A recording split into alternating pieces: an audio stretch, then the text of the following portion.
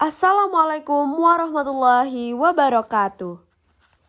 Pada kesempatan kali ini, kita akan belajar mengenai tolak ukur kemajuan pembangunan. Pembangunan merupakan hal penting bagi sebuah negara. Dan kita akan mempelajari bagaimana cara mengukur keberhasilannya. Pertanyaan utama yang sering muncul adalah, bagaimana cara mengukur keberhasilan sebuah pembangunan? Pada awalnya, negara-negara hanya menggunakan indikator ekonomi. Namun, seiring waktu, indikator ekonomi dianggap belum cukup karena tidak mencerminkan kualitas hidup masyarakat. Maka, muncullah indikator sosial yang lebih menekankan pada kualitas kehidupan. Indikator pertama adalah pertumbuhan ekonomi. Suatu negara dikatakan berhasil membangun jika masyarakatnya memiliki produktivitas yang tinggi. Produktivitas ini diukur dengan GDP, yaitu nilai barang dan jasa yang dihasilkan di dalam negeri, dan GNP, yaitu GDP ditambah dengan pendapatan warganya di luar negeri.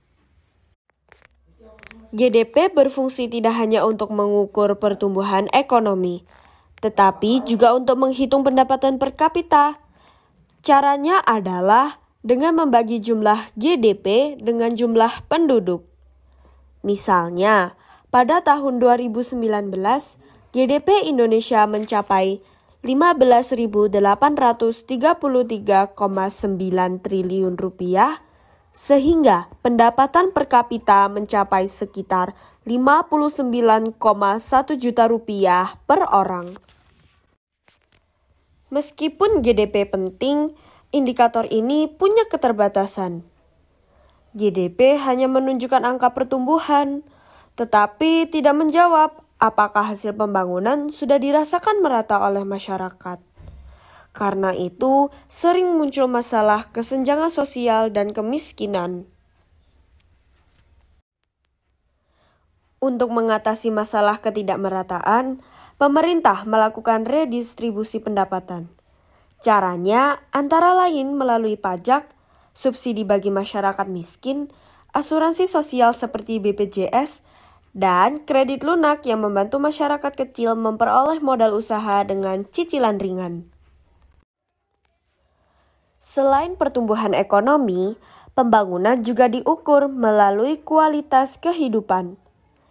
Indikator yang digunakan adalah Indeks Pembangunan Manusia atau IPM. 3 komponen utama IPM adalah harapan hidup sebagai cerminan kualitas kesehatan, rata-rata lama sekolah sebagai indikator pendidikan, dan pendapatan per kapita sebagai ukuran kemampuan memenuhi kebutuhan hidup. Menurut laporan UNDP tahun 2019, IPM Indonesia berada di peringkat 111 dari 189 negara. Artinya, walaupun pertumbuhan ekonomi kita cukup tinggi, kualitas hidup masyarakat Indonesia secara umum masih perlu ditingkatkan. Kesimpulannya, pembangunan tidak bisa hanya diukur dari segi ekonomi. Keberhasilan pembangunan juga harus dilihat dari kualitas hidup masyarakatnya. Karena itu, pembangunan harus berjalan seimbang antara pertumbuhan ekonomi dan peningkatan kualitas hidup. Sekarang, coba diskusikan pertanyaan berikut ini. Mengapa Indonesia memiliki GDP yang tinggi, tetapi pendapatan per kapitanya rendah? Apakah sistem pajak dan subsidi sudah adil? Dan terakhir, apa peran sekolah kita dalam meningkatkan IPM Indonesia? Kekayaan sejati bukan seberapa banyak yang kita miliki, tetapi seberapa banyak yang kita nikmati. Pendapatan per kapita yang tinggi dapat meningkatkan tingkat tabungan dan juga investasi, sehingga mendorong pertumbuhan ekonomi. Terima kasih kepada pengisi suara dalam video ini, Rahma Gladys Diamanta. Berbakti untuk negeri. Sumarno Guritno blogspot.com